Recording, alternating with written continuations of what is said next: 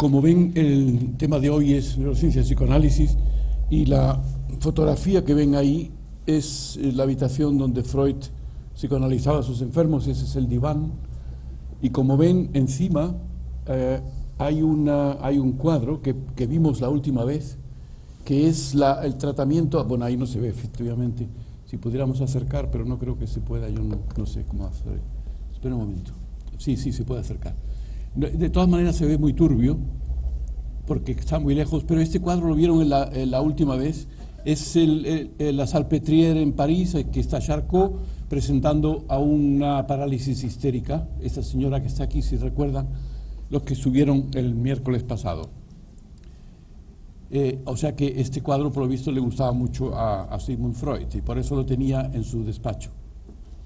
Pues bien, ha pasado ya más de un siglo desde que Sigmund Freud sentó las bases de lo que se llama el psicoanálisis, que es una práctica terapéutica que pretende tratar a enfermos, sobre todo neuróticos, pero también pacientes con fobias y otros problemas psicológicos, con la pretensión de curarlos.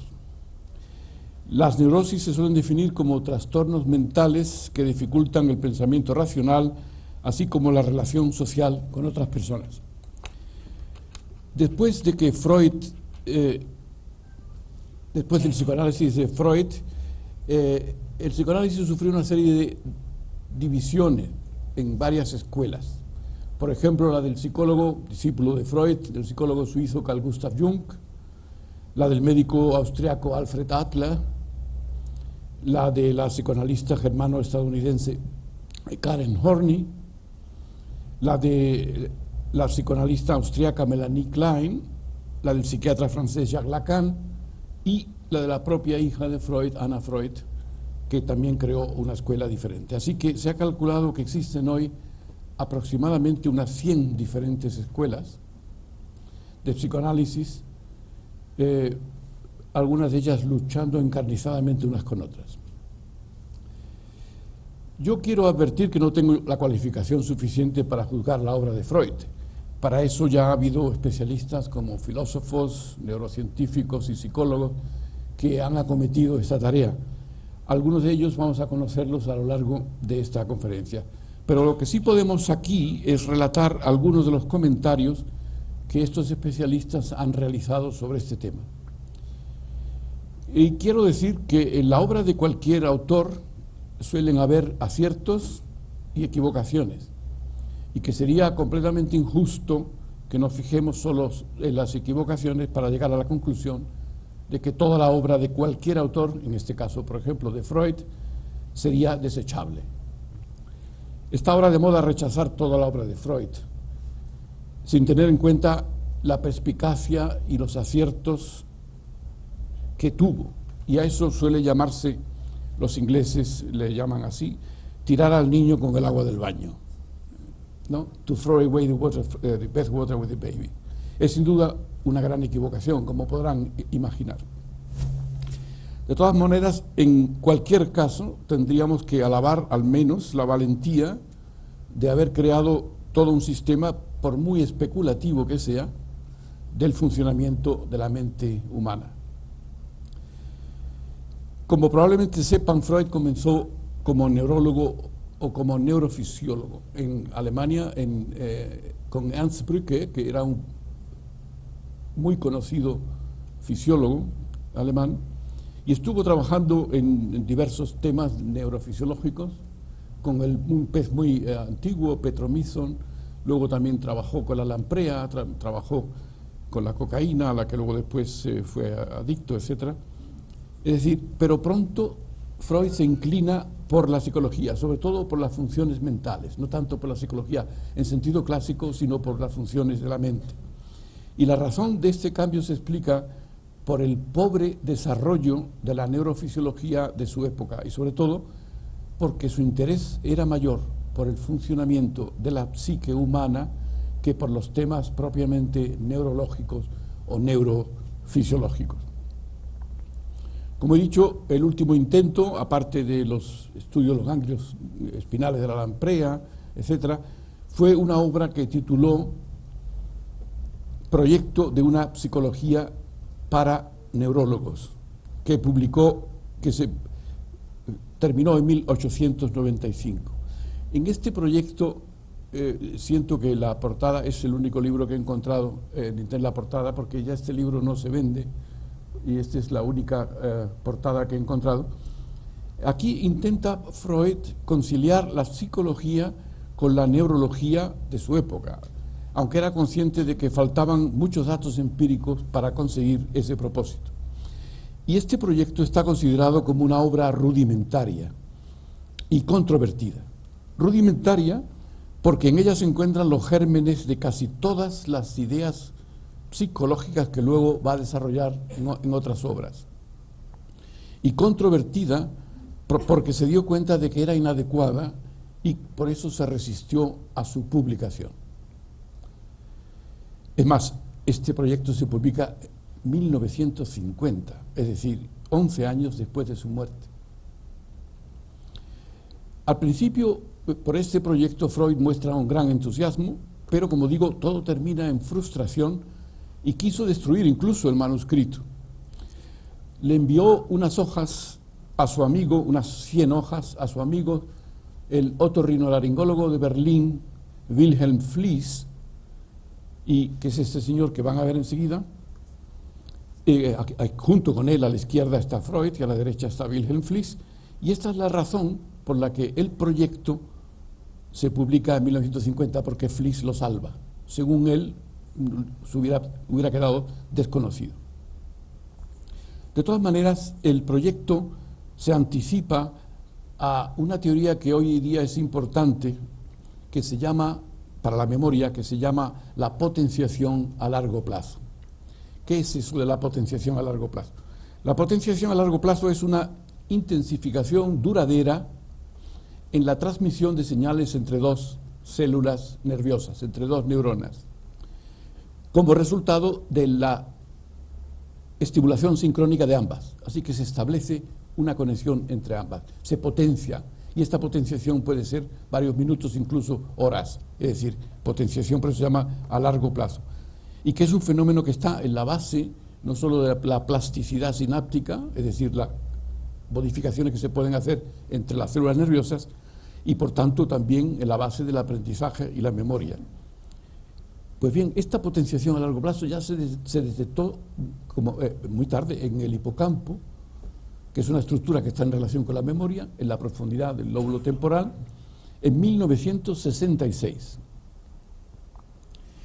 Y medio siglo antes de la publicación, en 1950, del libro del psicólogo canadiense Donald Hebb, que es este señor que ven aquí, el libro que publica Donald Hebb se llama Organización de la Conducta, una teoría neuropsicológica.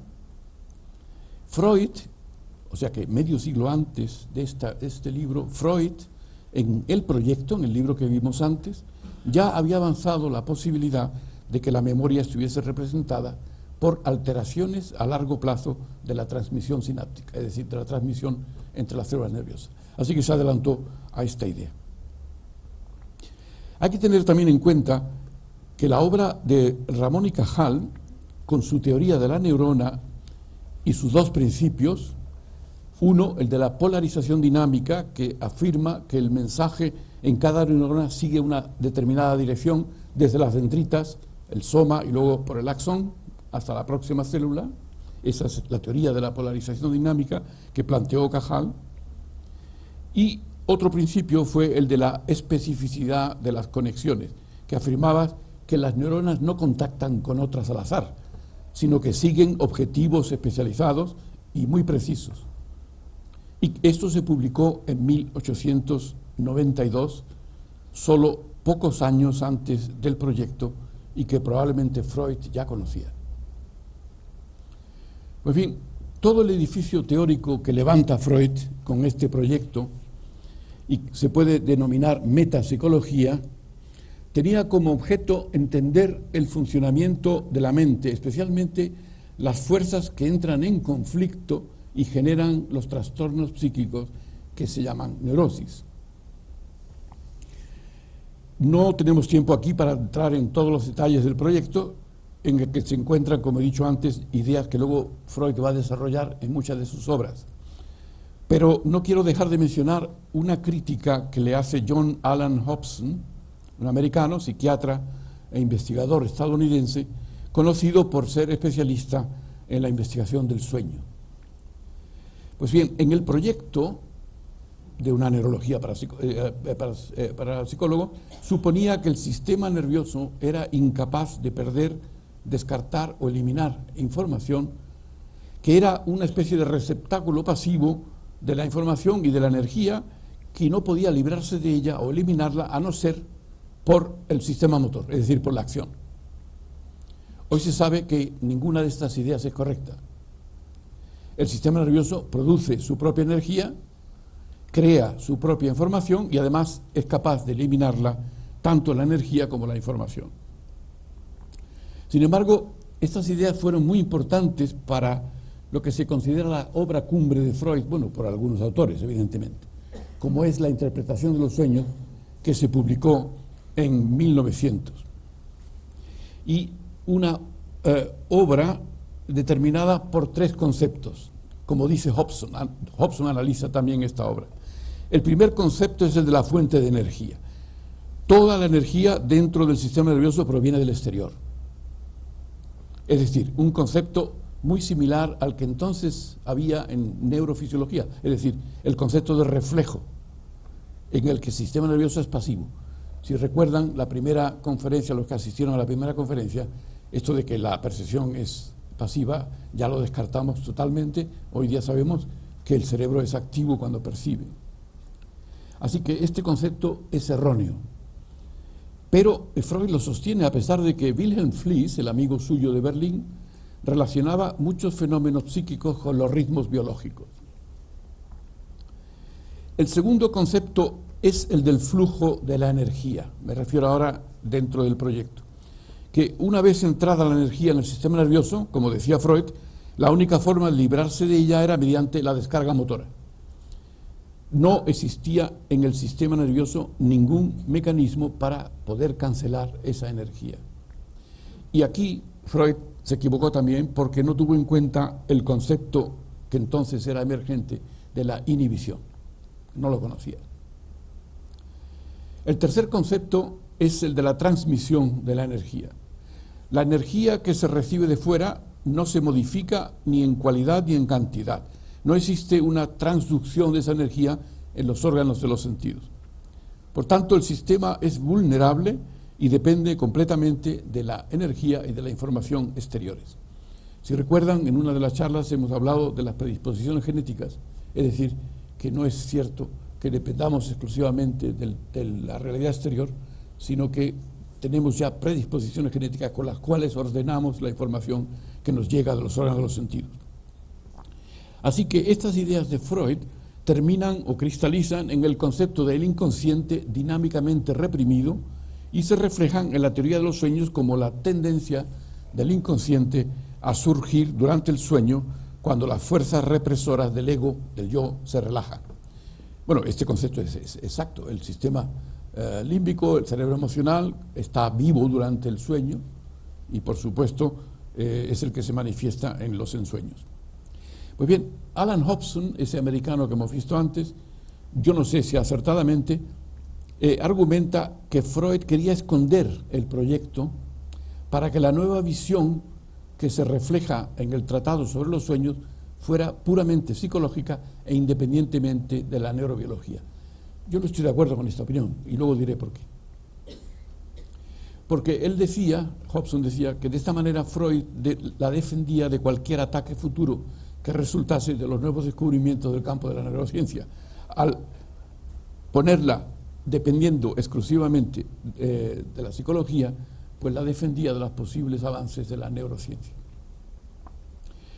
Como antes dije, su obra ha sido muy criticada, pero realmente hemos avanzado muy poco en descubrir las bases neurobiológicas de todos los datos que él entresacó de la observación de sus pacientes. Una voz crítica importante, luego diremos también cosas buenas, como he dicho antes, es lógico que no todos son defectos ni virtudes, sino también al revés, no son defectos, son también virtudes. Este filósofo austriaco, Karl Popper, que escribió un libro, si recuerdan, en una de las charlas lo mencioné, publicó un libro con John Eccles, que se llama El yo y su cerebro.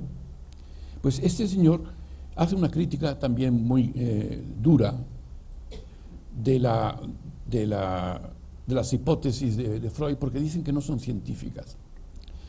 Él sostenía que una ciencia, si no es decir, las hipótesis científicas, si no son demostrables o falsables, no son científicas.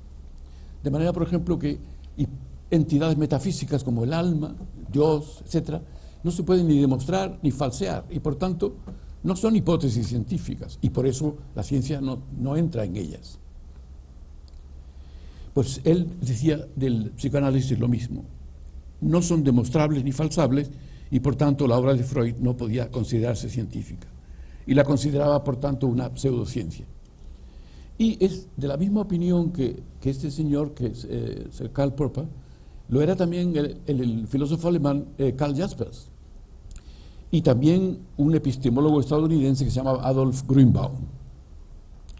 Sin embargo, el profesor de psicología de la Open University del Reino Unido, que se llama Richard Stevens, como ven aquí, en su libro Freud y el psicoanálisis, dice al respecto que si se entiende por ciencia la generación de hipótesis que son falsables, entonces el psicoanálisis no es una ciencia, pero que si se entiende por ciencia la formulación sistemática de conceptos o hipótesis basados en cuidadosas y detalladas observaciones, entonces la respuesta es que sí lo es.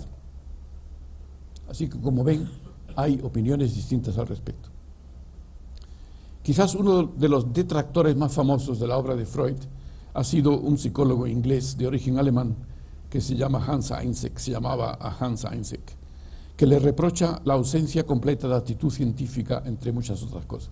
Es más, escribió un libro titulado Decadencia y caída del imperio freudiano.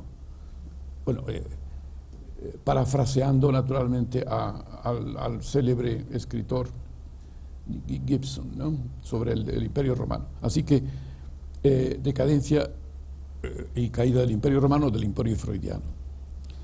Este libro lo pueden descargar de internet si tienen interés. Así, en cualquier caso, yo estoy convencido que la neurociencia va a terminar por dilucidar si todo lo que Freud afirmó a lo largo de su vida es consistente o no con la realidad científica. Pero desafortunadamente no estamos aún cerca de comprender cómo funciona la mente humana y por tanto no tenemos los datos suficientes para poder hacer este trabajo. El estudio de los fenómenos psíquicos ha planteado siempre un problema que hemos tratado aquí varias veces en relación con el cerebro. Es decir, que la psique se ha considerado siempre como de naturaleza distinta a la materia. Es lo que conocemos como dualismo. El más radical, quizá, el del filósofo francés Renato Descartes, que dividía tajantemente el alma y el cuerpo. Por cierto, lo hacía para no entrar en conflicto con la Iglesia, poder dedicarse a estudiar el cuerpo sin que la Iglesia le llamase la atención. Y por eso se le considera, a partir de entonces, empiezan los estudios sobre los cadáveres, anatomía, etcétera, se le considera el padre de la anatomía, de la fisiología, de la medicina moderna, etcétera, etcétera. Por cierto, este dualismo es mucho más antiguo que Renato Descartes. Se remonta, que yo sepa, a la doctrina de Zoroastro en Persia, con los dos dioses, el dios del bien y del mal, Hormuz y Arimán, pero es que luego después continúa con el maniqueísmo, continúa, bueno, con el orfismo en Grecia, que es una secta religiosa que tuvo una influencia tremenda sobre Platón y Pitágoras. El orfismo decía, por ejemplo, que el cuerpo, soma en griego, era sema, la tumba del alma, o sea que dividía clarísimamente el cuerpo del alma. Hoy podíamos hablar cerebro y mente, naturalmente, en vez de cuerpo y alma. Así que este dualismo sigue dando guerra. Hay muy pocos neurofisiólogos hoy día que sean dualistas. El último, el que yo conocí porque trabajé con él, es John Eccles, que ya lo mencionamos el otro día, pero que al dualismo se le han dedicado múltiples obras filosóficas y científicas, etc. Pero como digo, en neurociencia es muy difícil ya ver a una persona que sea dualista, es decir, que admita que la mente sea algo distinto del funcionamiento cerebral. En mi opinión, esta antinomia mente-cerebro se deriva del punto de vista del que podemos adoptar. Por ejemplo, si nos observamos a nosotros mismos, podemos conseguir una visión o una impresión de nuestra vida mental, subjetiva, que es precisamente lo que intentó analizar el psicoanálisis. Pero si cambiamos de perspectiva y observamos el cerebro y su funcionamiento, sede de las funciones mentales, entonces estamos adoptando una postura objetiva, así que depende del punto de vista, podremos decir estamos en el cerebro o estamos en la mente. Así que de ahí que algunos autores piensen que estos dos puntos de vista son la base del dualismo cuerpo-alma, cerebro-mente, es decir, la ilusión de que el aparato psíquico se compone de una sustancia distinta a la sustancia corporal o física. Es algo parecido a la historia de los ciegos y el elefante, no sé si la conocen, es una historia india, bueno, está atribuida a un poeta persa del siglo XIII que se llamaba Rumi, algunos habrán oído hablar de él, en la que cada uno de los ciegos toca una parte distinta del elefante. Y cuando se le preguntan, ¿cómo es un elefante? Pues cada uno dice una cosa. Así que el que toca la pata dice, es como un pilar, una gran palmera gigantesca. El que toca la panza dice, es como una pared secada al sol. El que toca la oreja dice, es un abanico. El que toca la cola dice, es como una cuerda. El que toca la trompa, etcétera, la rama de un árbol. Y el que toca el colmillo dijo, es como un tubo sólido, etcétera, etcétera. Esto es muy importante, este cuento, porque lo que se indica es que nuestras informaciones, las que tenemos en la memoria, influyen sobre nuestras percepciones. Nuestras creencias influyen sobre las percepciones, de la misma manera que las percepciones también influyen sobre nuestras creencias. Muy bien, respecto a la importancia de la biología o de la neurociencia en la corrección de sus planteamientos, Freud estaba convencido de ello, convencido, y esto es muy importante, convencido de que la biología o la neurociencia iba a corregir en el futuro sus planteamientos. Y lo dice muy claramente en su libro Más allá del principio del placer, escrito en 1920. Dice lo siguiente, abro comillas, la biología es verdaderamente un reino de posibilidades ilimitadas.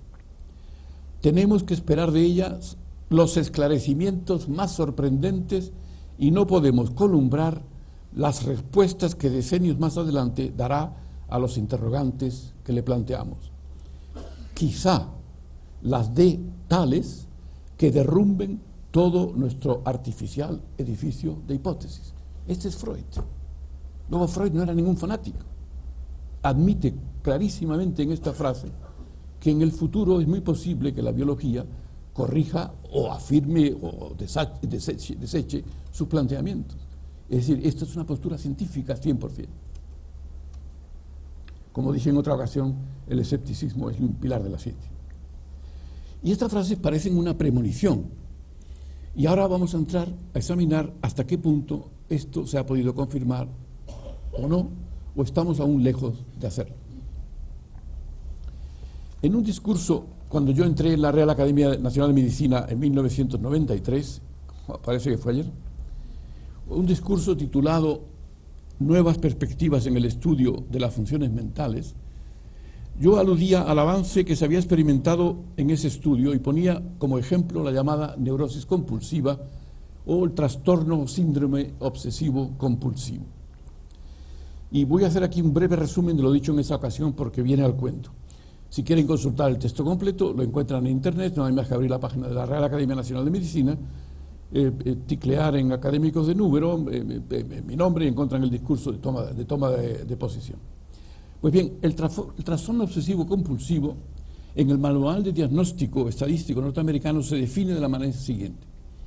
Las obsesiones son ideas recurrentes y persistentes, pensamientos, impulsos o imágenes que se experimentan, al menos inicialmente, como intrusivas y sin sentido. La persona intenta ignorarlas, inhibirlas o neutralizarlas con otros pensamientos o actos. Reconoce que las obsesiones son el producto de su mente y no impuestas desde fuera. En esto se diferencia del esquizofrénico, claro. Pues bien, por otro lado, las compulsiones son conductas repetitivas, por ejemplo, lavarse las manos 40 veces al día, con un propósito, intencionales, que se realizan como respuesta a la obsesión o de acuerdo con ciertas reglas o de manera estereotipada. Y la conducta, naturalmente, está dirigida a neutralizar o prevenir situaciones desagradables o algún suceso o situación amenazante. Sin embargo, o la actividad no está conectada de manera real con lo que está destinado a neutralizar, o es excesiva, como es el caso.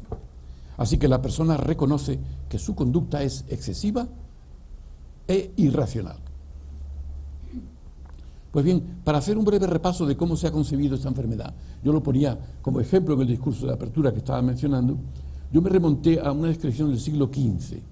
En 1494, el Papa Inocencio VIII publicó la bula Sumis Desiderantes Affectivus, que quiere decir deseando con la más profunda ansiedad, en la que deplora la extensión de la brujería en Alemania y autoriza a los dominicos Heinrich Kramer, profesor de teología de la Universidad de Salzburgo, y el inquisidor en la región del Tirol en Austria, Johann Sprenger, decano de la Universidad de Colonia en Alemania, a extirpar la brujería. Estos dos inquisidores publican en 1496 el siguiente libro, Malleus Maleficarum, el martillo de las brujas, que fue considerado el libro estándar sobre brujería hasta bien entrado el siglo XVIII. No me vas a contar la cantidad de brujas que murieron en la hoguera por esta razón. En esa época, el trastorno obsesivo-compulsivo, que es a lo que me voy a referir, estaba considerado como una posesión demoníaca.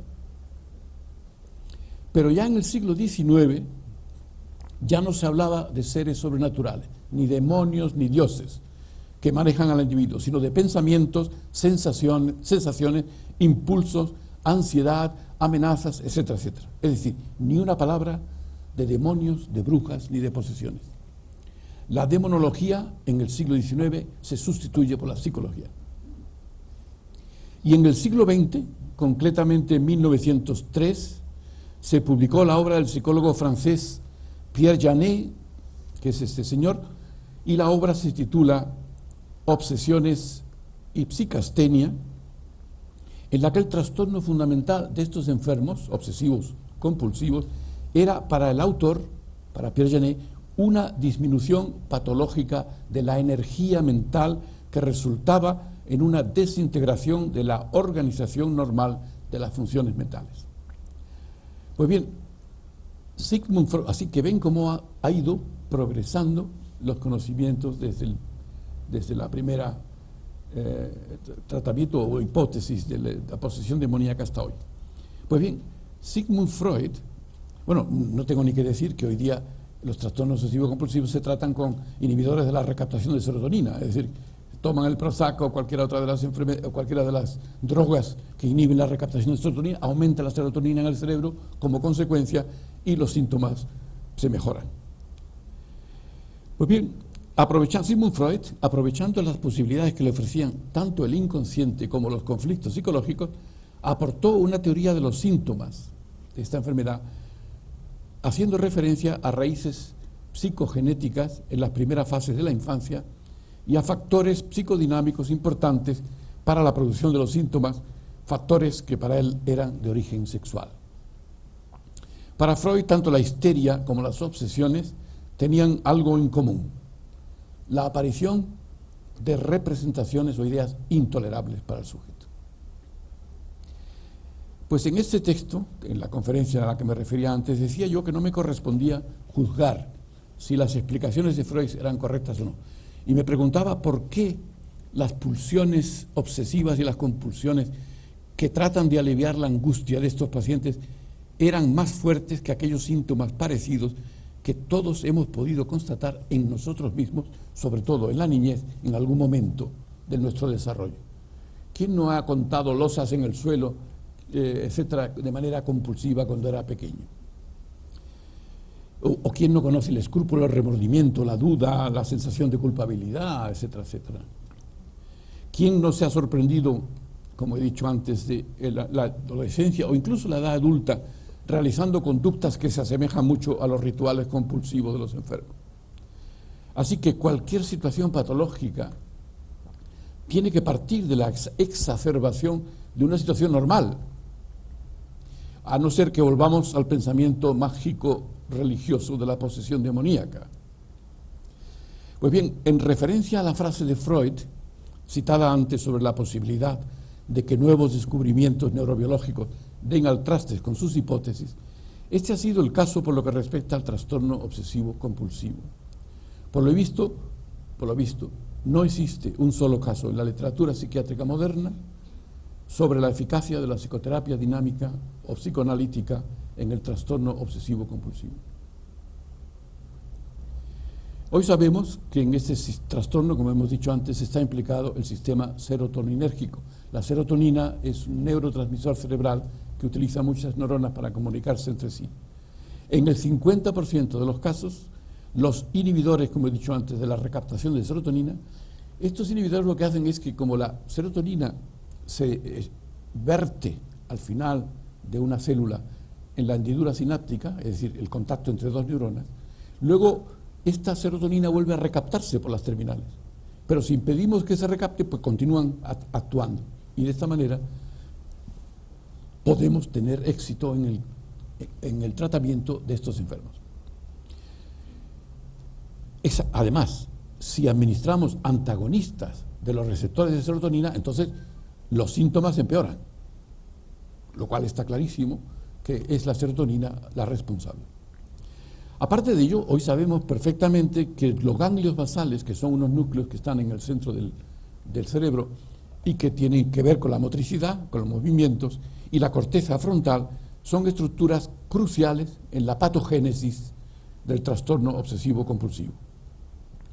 Ya nadie habla de posesiones demoníacas, ya nadie habla de falta de energía psíquica como Pierre Janet, ni tampoco habla nadie de conflictos sexuales en la infancia en relación con este trastorno concreto.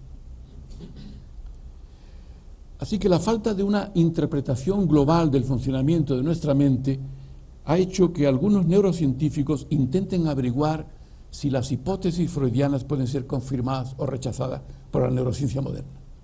Y el caso más famoso es el del Premio Nobel de Fisiología y Medicina del año 2000, Eric Kandel, que es un neurocientífico estadounidense, nacido en Viena, pero huido de Hitler, evidentemente era judío, y que se le conoce por sus investigaciones pioneras sobre los mecanismos neuronales de la memoria. Trabajó sobre la Aplysia californica, que es una babosa en California, una babosa muy grande, que tiene unas células bastante importantes, muy gordas, y que se pueden perforar muy fácilmente con los microelectrodos. Es decir, que estudió, como he dicho, los mecanismos neurales de la memoria. Pero Kandel también era aficionado al psicoanálisis y por tanto escribió este libro que les recomiendo si quieren averiguar más sobre este tema, que se llama Psiquiatría, Psicoanálisis y la nueva biología de la mente. Otro neurocientífico que comenzó su carrera en la Universidad de Pisa, en la que yo pasé un año trabajando, el año creo que 71, en el Instituto de Fisiología que dirigía este hombre, Giuseppe Moruzzi, que debería haber recibido el premio Nobel porque junto con Magun en Estados Unidos descubrió los mecanismos neuronales del sueño en la formación reticular. Lo que pasa es que, claro, si le dan el premio de literatura a Bob Dylan, ya no me extraña nada que no se la den a este señor. Así, o digamos nada a los colombianos, el premio de la paz, ya es el colmo. Así que este señor, en este instituto que yo visité, como digo, durante un año, allí trabajó también un psicoanalista que también se había formado en neurofisiología, que se llamaba Mauro Mancia, que es ese señor, ya falleció en el año 2007. Yo lo conocí porque fuimos juntos a un congreso en Tel Aviv, sobre un congreso de la Sociedad Europea de Cerebro y Conducta, Viajamos juntos y luego nos hicimos amigos allí porque en Israel pues, nos pasamos una semana y como Israel es tan pequeño, no hacíamos más que dar vuelta al país, ¿no? Así que hicimos mucha amistad y a la vuelta en Italia nos invitó a toda la familia, por cierto, no sé si lo recuerdan, a un viaje en barco desde Santa Margarita Ligure a Portofino. Por cierto, se vomitaron las niñas y la consecuencia fue que ellas volvieron por tierra y nosotros tuvimos que volver en el barco. Bueno, pues ese señor se psicoanalizó y ha escrito muchos trabajos sobre psicoanálisis y escribió, como he dicho, no se lo he dicho, un libro que se titula Psicoanálisis y Neurociencia, publicado en el año 2006. Pues hay otro psicoanalista surafricano, este se llama Mark Solms, que escribe un libro que se llama El cerebro y el mundo interior, una introducción a la neurociencia de la experiencia subjetiva, que también ha pretendido estudiar la relación entre el psicoanálisis y la neuropsicología para mostrar que el psicoanálisis está basado en fundamentos neurológicos sólidos, dice él. En 1999, aparte de estos libros, que les recomiendo al que quiera analizar más este tema, se publicó el primer volumen de la revista internacional Neuropsychoanalysis, es decir, una unión entre la neurociencia y el psicoanálisis.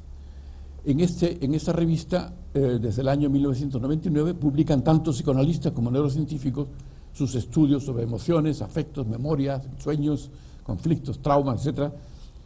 Y en el año 2000 se fundó la Sociedad Internacional para el Neuropsicoanálisis, que organiza todos los años una conferencia. Es decir, a pesar de que en Estados Unidos en los años 90 del siglo pasado, ha habido un declive considerable del prestigio del psicoanálisis, quedando prácticamente, como dicen algunos, Argentina, Francia, como los países más destacados en los que sigue dando un gran valor, asistimos hoy a un nuevo intento de conocer hasta qué punto el psicoanálisis tiene una base neurocientífica o no. Yo he empleado muchas horas en la lectura de estos libros y como resultado debo decir que hasta cierto punto me han decepcionado. ¿Por qué? Pues porque tratan de temas neurocientíficos relacionados con el psicoanálisis, como es el caso de los ensueños, de la memoria, de las emociones, etcétera, pero nunca llegan a conclusiones que permitan establecer una relación firme entre las hipótesis psicoanalíticas y los resultados de la neurociencia. Algunas hipótesis son incluso extraordinariamente atrevidas, como decir, por ejemplo, que el hemisferio izquierdo es la sede del consciente y que el hemisferio derecho es el inconsciente. Esto es una barbaridad que además viene determinada por una exageración de unos resultados de experimentos que se hicieron en Estados Unidos en los años 50 y 60 por Michael Gazzaniga, que dividía el cerebro en dos partes. Si recuerdan, lo mencioné en otra ocasión, enfermos que tienen un foco epiléptico en un hemisferio corren el riesgo a través del cuerpo calloso, 200 millones de fibras que unen un hemisferio con otro, que ese foco se les reproduzca en el otro lado, en la parte homóloga del lado contrario. Y para evitar eso, los neurocirujanos, en algunos casos, ya no lo hacen evidentemente porque es una barbaridad, cortaban todo el cuerpo calloso. Y en estos pacientes, pues aparecían evidentemente dos yo. Bueno, esto no vamos a entrar en estos temas porque son muy interesantes, pero no es el tema de la conferencia. Lo único que quiero decir es que a partir de estos experimentos se ha exagerado muchísimo y se ha dicho, bueno, pues que el hemisferio derecho es oriente, que el hemisferio izquierdo es occidente, que si la razón es solamente en el izquierdo, que si las emociones es en el derecho. Es una exageración tremenda porque ha sido corregida posteriormente por las técnicas de imagen, porque las técnicas de imagen nos permiten registrar la actividad en vivo y sin el cerebro partido, y entonces podemos ver que los razonamientos o las emociones pues no están exclusivamente localizadas en un determinado lugar, en un hemisferio o en el otro. Por tanto, digo que estas hipótesis son muy atrevidas y además falsas. También se suele decir que el yo estaría localizado en la corteza prefrontal. Bueno, el yo, aparte de que es una ficción cerebral, que es un tema también que no vamos a tratar aquí, está claro que probablemente tengamos varios yos, ¿no?, en el cerebro. Y la prueba la tienen en el fenómeno que se conoce como la múltiple personalidad o los trastornos de personalidad múltiple, en donde los pacientes de pronto tienen varias muestran distintas personalidades de distintos sexos, de distintas ¿cómo se dice?, costumbres, etcétera, incluso pues uno es homosexual, el otro es bisexual, en fin, personalidad dentro del mismo individuo. Lo cual nos indica en realidad que muy probablemente nosotros tengamos ya muchas personalidades dentro de nosotros, pero tenemos de alguna manera una especie de cola que nos une, de engrudo que une estas personalidades, y en caso patológico se dividen. Probablemente estas personalidades están unidas muy probablemente en el hipocampo, que es donde está en relación con la memoria, etcétera. Yo suelo añadir que en situaciones normales, me parece que lo mencioné el otro día, los adolescentes tienen distintas personalidades. El adolescente pues no tiene un comportamiento completamente distinto con su novia o con su novio, si es una chica, que con su familia o con compañeros de juerga. Es evidente, son personas completamente distintas y muchas veces contradictorias, por lo cual tienen naturalmente conflictos. Así que muy probablemente nosotros también desarrollamos distintas personalidades, pero lo que sea es que muy probablemente esto de que yo esté localizado en un sitio corteza prefrontal me parece una exageración también. Bien es verdad que la corteza prefrontal inhibe las emociones, inhibe el sistema emocional y por tanto serviría de base, en teoría, a lo que Freud llamaba proceso secundario. La colocaba frente a la actividad mental desinhibida, que es la característica del proceso primario, según Freud. Desde luego, los procesos primarios provienen del sistema emocional, eso no hay ninguna duda. Pues bien, Mark Solms, que es ese último que he citado, que escribe aquí un libro, como ven, con Oliver Trumbull, es muy crítico y hay que agradecérselo. Dice, por ejemplo, que el yo está muy desprestigiado en neurociencia. Yo diría no solamente desprestigiado, sino que no se sabe mucho sobre él. Y añade, si como Freud supuso, el ego es responsable de la percepción, los neurocientíficos cognitivos indican que este concepto implica la existencia de un homúnculo que estaría en nuestra cabeza y que generaría la conciencia. Pero claro, explicar la conciencia apoyándose en la teoría del homúnculo no explica absolutamente nada, porque lo que hace es desplazar el problema. Porque ¿cómo se hace consciente el homúnculo? ¿Hay otro homúnculo en la cabeza? Etcétera. Esto llevaría a una regresión infinita.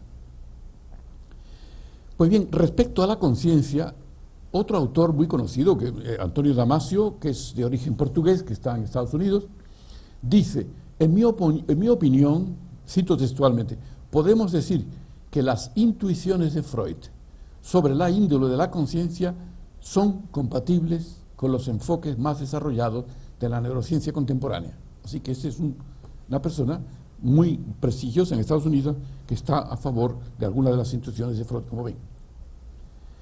Como hemos visto antes del libro de Mauro Mancia, del italiano, que está escrito por varios autores, muchos de los cuales se limitan a tratar temas neurocientíficos sin ninguna relación con el psicoanálisis. Es decir, que lo que Mauro ha hecho, o lo que hizo, es una especie de resumen de muchos artículos de otros autores.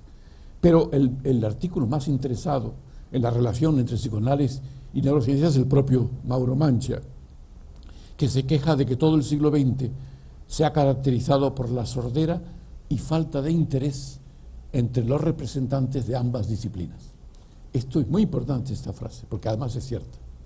Ha habido una sordera, nadie ha querido saber, ni los neurocientíficos sobre el psicoanálisis, ni los psicoanálisis sobre los neurocientíficos. Según Mauro Mancia, las áreas de investigación que serían de mutuo interés para el psicoanálisis y para la neurociencia serían las siguientes. El estudio de las emociones, evidente, y su papel en el desarrollo de la mente infantil, en la organización de las diferentes formas de memoria. Segundo, la investigación sobre los diferentes sistemas de memoria, los correlatos neurocientíficos y sus relaciones con las características y funciones del inconsciente. Tercero, los descubrimientos referentes al sueño REM. El sueño REM es la abreviación de Rapid Eye Movements, es decir, movimientos rápidos oculares, que son los que se producen en las fases profundas del sueño y que están asociados fundamentalmente con los ensueños. A principio se creía que los ensueños tenían lugar solamente en la fase REM, que es la más profunda, pero no es verdad. También se dan en fases no REM. Lo que pasa es que los ensueños que se dan en la fase REM son mucho más emocionales y mucho más intensos. Pues bien, tercero, descubrimiento de referencias al sueño REM y al sueño no REM y sus relaciones con los ensueños. Cuarto, estudios con ultrasonido de alta resolución del feto para desvelar aspectos conductuales y el desarrollo del sistema nervioso central. Quinto, la comunicación entre el neonato y la madre. Sexto, la investigación sobre el desarrollo del lenguaje. Son temas también tratados en el psicoanálisis, o mejor dicho, por Freud. El estudio de la empatía, que es un tema muy moderno, como saben, se han descubierto neuronas espejo que se llaman así porque reflejan la actividad de los demás y por tanto nos permiten colocarnos en la piel de los demás, en el lóbulo frontal. Así, el estudio de la empatía y la participación en estadios emocionales y afectivos. Y finalmente el análisis de las funciones de las neuronas espejo que acabo de mencionar. Así que podemos ver que la mayoría son temas neurocientíficos cuya relación con el psicoanálisis desgraciadamente está aún lejos de ser una relación clara y evidente. Un neurocientífico que ha defendido con mejores argumentos la validez de algunas hipótesis freudianas ha sido este neurólogo de origen indio, Vilayanur Ramachandran, que está en Estados Unidos, y que ha escrito un libro que les recomiendo, es muy interesante, Fantasmas en el cerebro. Yo diría que es un seguidor de Oliver Sacks. Oliver Sacks fue un neurólogo inglés que ya ha fallecido y que ha escrito muchos libros muy interesantes todos. Y fíjese que este libro lo prologa precisamente Oliver Sacks, ¿no? Pues bien, este neurocientífico en su libro Fantasmas en el cerebro hace referencia a un síntoma descrito por primera vez por un médico franco-polaco que se llamaba Joseph-François Félix Babinski. Los neurólogos saben muy bien la palabra Babinski porque es un reflejo muy importante. Bueno, este síntoma que describió este señor se llamaba anosognosia, que si se traduce del griego significa la incapacidad de conocer la enfermedad, de reconocer su enfermedad. Hay pacientes que no reconocen que están enfermos. También se le ha llamado desconocimiento o negación de la enfermedad y suele producirse por lesiones en la corteza parietal del hemisferio derecho, que está en relación con la atención. Entonces el paciente no presta atención a esa parte de su cuerpo, a la otra parte del cuerpo, y además no considera que esté enfermo. Suele ocurrir, claro, cuando hay una apoplejía, es decir, un derrame cerebral en esa parte del cerebro. La parte izquierda del cuerpo queda paralizada, pero el paciente no reconoce que está paralizado. Si se le pregunta, bueno, ¿y ese brazo izquierdo de quién es? Le pregunta al médico. Y dice, no, esto no es mío. Seguro que es suyo, le dice al médico. O de otra persona, ¿no? Pues bien, Ramachandran, el neurólogo, identifica la negación de la enfermedad como uno de los mecanismos de defensa que Freud describió. No solamente Freud, sino también su hija Ana. Mecanismos de defensa. Y uno de sus pacientes, de los pacientes de Ramachandran, del neurólogo, cuando el neurólogo insistió en confrontar al paciente con su parálisis, el sujeto recurre a trucos para no enfrentarse al problema. Por ejemplo, si le dicen, mueva usted el brazo izquierdo, responde, no pienso mover el brazo. O dice, estoy harto de las preguntas de los médicos, estoy muy cansado, no quiero mover el brazo. Sí, pero todo menos no reconocer que está paralizado su brazo. Así que esto es considerado, repito, por Ramachandran como un mecanismo de defensa típico, también llamado racionalización freudiana. Podría también ser una represión. Y en cierta ocasión, el paciente salió, un paciente de este neurólogo indio, sale de la anosognosia y confiesa que su brazo estaba paralizado. Y entonces el médico le preguntó, bueno, ¿y por qué no lo has confesado el día anterior cuando estaba? Y decía, el paciente dice, no, yo no lo he negado nunca. Nunca. O sea que, como dice Ramachandran, una negación de la negación, es decir, una represión de su memoria. Y por eso lo compara con la inhibición freudiana. Así que, dado que la negación y el autoengaño es algo muy común en humanos, y no solamente en humanos, también en muchos otros animales muy parecidos a nosotros, Ramachandran se pregunta ¿por qué? ¿Por qué? Y llega a la conclusión de que el hemisferio izquierdo, y esto se basa en otros datos que ya ahora no puedo es responsable de dar consistencia al guión de la conducta, lo que correspondería a lo que Freud llama ego-yo. Ya estamos otra vez con la localización, que probablemente no es correcta. Lo que sí está claro es que el hemisferio izquierdo, cuando ve una conducta que no entiende, la interpreta, es el intérprete. Y eso se ha visto muy claramente en pacientes con el cerebro dividido, como he dicho antes. Se ve también en la hipnosis, ¿no? Cuando se le dice al paciente hipnotizado que se arrodille, que ponga 4 patas sobre la alfombra, el paciente lo hace, y cuando le pregunta el médico que se despierte, le dice, ¿pero qué haces en la alfombra? Dice, no, iba a recoger una moneda. Esto corresponde al hemisferio izquierdo, interpreta una conducta que no conoce. Así que, por eso se le ha llamado una especie de abogado del diablo, que interviene cuando necesita interpretar una conducta que no concuerda con lo que él entiende. Esto podría explicar, según Ramachandran, el fenómeno de la anosognosia, de la imposibilidad de reconocer la enfermedad. Así que, según Ramachandran, el hemisferio izquierdo sería muy conservador, que quiere a toda costa preservar el statu quo, mientras que el hemisferio derecho sería más revolucionario y que generaría cambios de paradigma. Yo digo, repito otra vez, estas divisiones no me gustan de ningún tipo, pero bueno. Lo que está claro es que para Ramachandran, y le aseguro que es un neurólogo muy conocido en Estados Unidos, la anosognosia sería un mecanismo de defensa freudiano que tendría como base una falsa creencia sobre sí mismo. Y Ramachandran se pregunta, ¿por qué tenemos falsas creencias sobre nosotros mismos cuando eso sería, desde el punto de vista evolutivo, una mala adaptación? Lógicamente. Y un profesor de la Universidad de Rutgers en New Jersey, que se llama Robert Trivers, y también lo es de psicología en Harvard, es de la opinión que la mejor manera de engañar a otros, lo que el ser humano y muchos animales hacen muy a menudo, es engañarse a sí mismo para que el otro no lo note. Y Ramachandran es de otra opinión. Ramachandran piensa que crear un sistema de creencias coherente tiene como fin imponer estabilidad a la propia conducta. Este es el ejemplo mejor que yo he podido encontrar en relación con la actualización neurocientífica de una de las hipótesis freudianas. Por cierto, yo estoy personalmente también interesado en este tema, o lo estuve, porque antes de volver de Alemania en el año 83, a un doctorando mío le encargué que actualizase el proyecto de una neurología para psicólogos, el proyecto del año 1950, que también ha escrito Karl Pribram, un muy conocido neurofisiólogo norteamericano, un libro entero sobre este. Y mi doctorando viajó a Estados Unidos a hablar con Karl Pribram y escribió una tesis doctoral que tengo todavía en casa.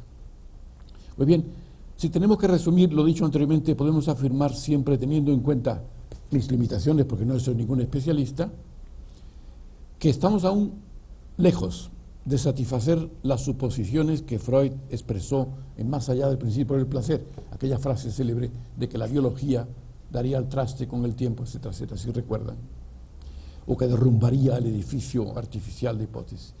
Es de suponer que algunas hipótesis se muestren en el futuro como no reales, pero yo estoy convencido que otras, sin embargo, no van a sufrir esta suerte. Así que muchas gracias por su atención.